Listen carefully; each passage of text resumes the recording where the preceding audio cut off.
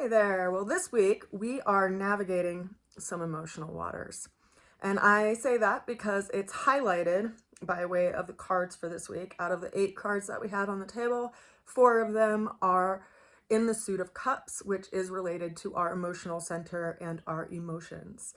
Now, keep in mind that our emotional center is a key aspect of our being. We have to navigate those waters just like we have to navigate the waters and navigate over and through the waters of the world. And also keep in mind that we as humans have a large percent of our body system in the element of water, depending, of course, on how old you are and how much you hydrate yourself. Now, before we jump into the cards for this week, and what they're actually highlighting by way of the astrological sky, I want to go ahead and just look at where the planets are so that maybe you can have a better understanding of why these things are being brought up for us to look at this week. Now, before I really jump into the planets, I want to just explain this chart a little bit. This is a standard astrological wheel. In this wheel, you are actually facing the Tropic of Capricorn, which is facing south toward the sun.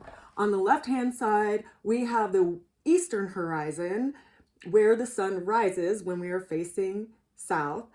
At the zenith point, we have noon, which is when the sun is the most intense. On the right side, we have the western horizon, and then at the very bottom, we would basically be looking toward north or midnight, because that is when it's darkest in the northern hemisphere, is midnight, as it is everywhere. Unless, of course, you live in like Antarctica or Alaska or, somewhere very northern where you get less light depending on the time of year. Now, in looking at this chart, let's go ahead and take a glance at where the planets are.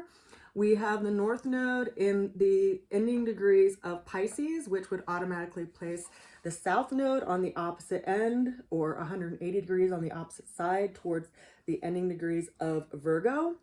We have Neptune in the beginning degrees of Aries, as well as Saturn. We also have this interesting relationship going on here by way of Venus and Chiron being about 5 degrees apart in Aries. Saturn and Neptune are also very close in degree in Aries. Then we have this clumping of planets here. We have Uranus, which is at the ending degrees of Taurus. We have Mercury at 0 degrees of Gemini today, which is actually one of the signs that it governs. We have the moon at the ending degrees of Taurus as well. It's actually in alignment with Uranus. We have the sun in the beginning degrees of Gemini. We also have Jupiter, which is the planet of expansion in the sign of Gemini. Over here toward the right-hand side, we have Mars around midpoint of Leo. There's going to be an interesting relationship coming up on the 14th of June when Mars will be square Uranus, which will be a really interesting unexpected change and because we have the planet of unexpected change square to the planet of action and, setting things in motion and bringing order out of chaos. And then we finally have Pluto over here in the beginning degrees of Aquarius. Now, of course, all of these planets are kind of like anchors in the sky. But depending on your rising sign, which is when the sun rises, right, you may have them in a different house of your chart. There's 12 different houses, and each of these houses represent a different area of your life. So depending on your rising sign, of course, these planets are going to be anchored in a different area of your life. And also depending, of course, on your planetary placements. Just as an example, I was born with a stellium in Scorpio and with a Virgo rising.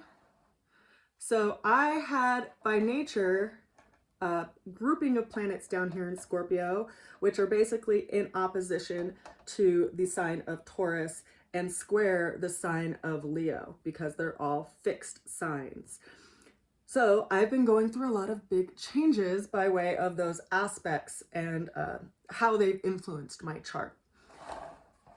Now, the things that are being highlighted this week in particular with our planetary placements are the sign of Gemini and the mercurial engagement of communication and the things that are in the water signs, which right now we really only have the North Node in the sign of Pisces, but we are going to see this big shift of energy when Jupiter transitions into Cancer around mid-June, because Jupiter is a planet that governs the sign of Cancer, and Jupiter is an expansive planet. Now, this planet also has a 12-year cycle. So if you want to reflect on how this energy is going to show up in your life, I would suggest looking back to about 12 years ago, when it was last in the sign of Cancer.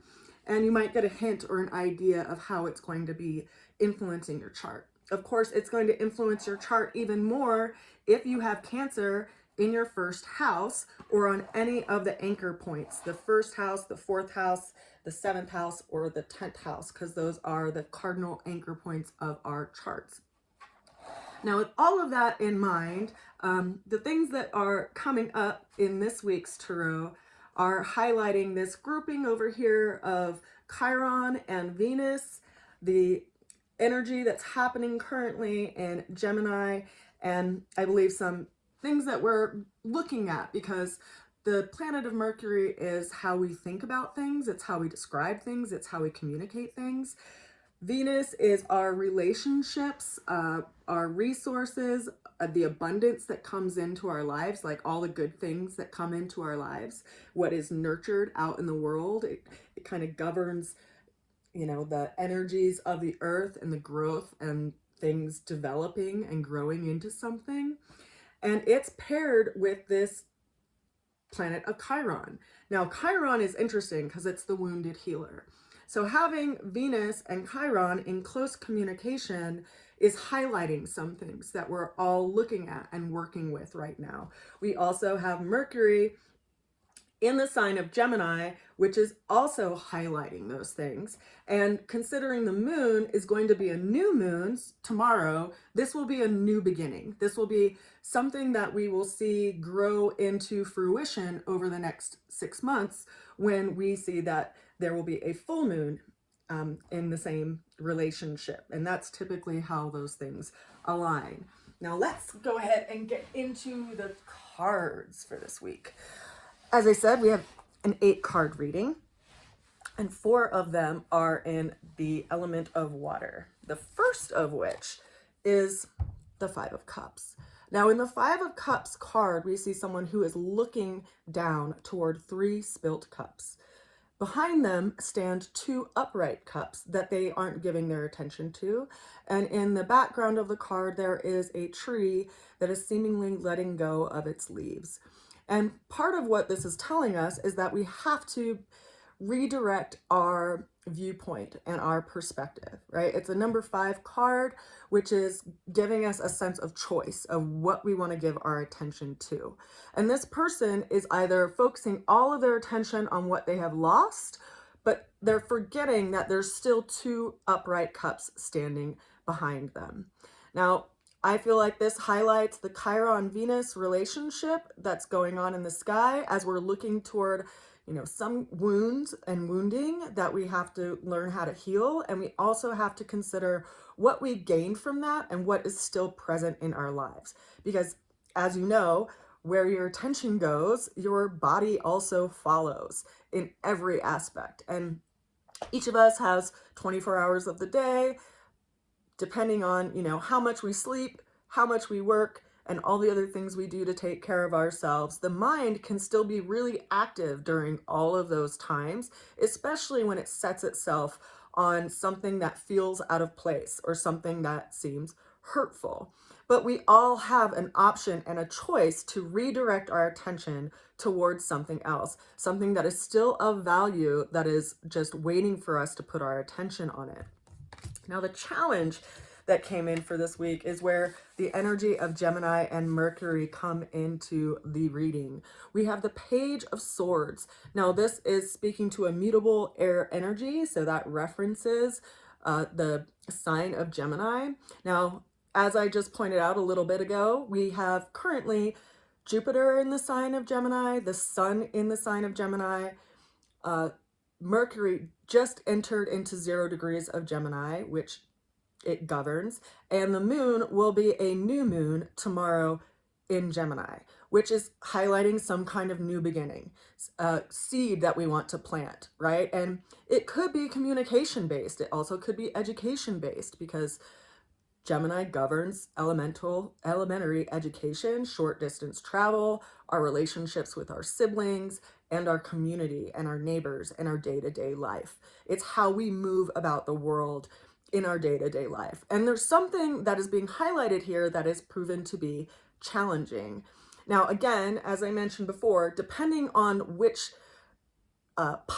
piece of the pie you have Gemini in, that's where you are going to be looking at this aspect in your life. That's where you're going to be feeling it the most. And this is showing up as a challenge because maybe it is asking us to examine how we live our day-to-day life, how we interact with communications, how we think about things, particularly if we started here with the opening card of the Five of Cups. So interesting stuff, I think, especially considering that we currently have the sun in Gemini, the moon is about to be a new moon in Gemini, and of course, you know, we have Jupiter in Gemini and Mercury in Gemini. So there's a lot going on in Gemini that is kind of bringing something up to the surface. And knowing that Jupiter is also in Gemini, Jupiter makes things really big, really expansive. And in my last reading, I highlighted how that was showing up in my life, in that, you know, in my workload of day-to-day life for the last year where Jupiter has been, I have had an excessive amount of work on my plate in where I work my job. And I joked that it's like a party platter of work rather than, you know, a 10-inch dinner plate. So it's been a lot that I've had to manage. And in addition to, you know, what I do with Tarot and what I do with my body care business and what I do with teaching. So that has proven to be a challenge for me. This area of my chart in Gemini, in way of my career and my life path, has proven to be very expansive and all-consuming in my life. So depending on where Gemini is in your chart, it might create the same kind of energy for you. Now, the way through that challenge comes in by way of the Seven of Cups. So here we have another water element card. Now, in this card, sevens are typically like energetics of learning through your experiences. And in this situation, we see the illusions around emotional experiences. We see someone who is looking out in this cloud of possibility, and there's 7 cups in it. And each one of the cups has something different that's telling us, like, if you have this, you'll be happy. If you have this, you'll be happy. If you accomplish this, you'll be happy. So there's this sense of coming to terms with our own illusions around happiness and what we reach toward. And considering that, you know, whatever we put in our hand is ultimately going to give us some kind of experience that's going to shape our emotional world, just like the waters and the rains and the floods that pass across the earth shape our physical world. They also affect every cellular, you know, aspect of our body. So where do you have a sense of illusions around happily ever after? Where do you have a sense of illusions around different things that you want to attain or aspire to, or you feel like, if I just had this, everything would be, you know, wonderful forever and ever, right? There's an illusion around that, and we have to come to terms with that. Now, the way through that, right, the ultimate outcome that's showing up for this week, there's 5 cards, the first of which is the 9 of Cups. So here we see, you know, our 3rd cup for the reading. And in this situation, we see someone who is sitting in front of kind of like a counter that has these, what appear to be like 9 trophies on them, 9 different upright cups. 9s are numbers of completion. So what do we have to have a sense around some situation that we've been through or that we've experienced that we feel a sense of completion around? And where do we maybe feel a sense of nostalgia? And where do we also feel a sense of satisfaction? How we shape that by way of perspective makes a huge difference. And there is some aspect to having some kind of completion or finality around something that we've accomplished, something that we've come to terms with. And this is, you know, the first kind of ripple into the outcome of the energies that we're navigating through. And I think this really does highlight that energetic aspect that's going on between Venus and Chiron. You know, how we learn from experiences that are also hardships that we have to learn to heal from. And Chiron is the healer that teaches other people how to heal. And they do so by learning how to heal themselves. And we, in that way and in that action, we are able to hold a reflection for other people to also come to terms with their own healings around wounds in their own lives. Now, that is further clarified by the Queen of Swords. Now, the Queen of Swords is an active air sign, which is related to the sign of Libra. This sense of relationship. How do we engage in relationship? In a sense of we, rather than just me, right? Because Aries is the sign of me, myself, and I, and Libra is the sign of the other, sign of contracts, sign of, you know, legal things and commitments, because we are committing to something, what we consider someone else. So there's an aspect of this here, which is interesting. It's also highlighting the energy of Venus, which is the planet that governs the sign of Libra. So it highlights that energy of Chiron and Venus that we're currently experiencing, ironically, in the sign of Aries, which is where Venus has its fall, because that's not where it likes to be, right? Venus has to be tough in Aries. It has to stand up for itself in Aries. It has to be more defensive in the sign of Aries, because it's a very, you know, self-centered or warlike energy. You know, it has to tend to its wounds and be very assertive in that space. And so that's part of this outcome, is being willing to stand up for our own healing process. Interestingly enough, that is clarified even further by this Nine of Swords. So we have two nines showing up in our reading for today, which are numbers of completion by way of numerology.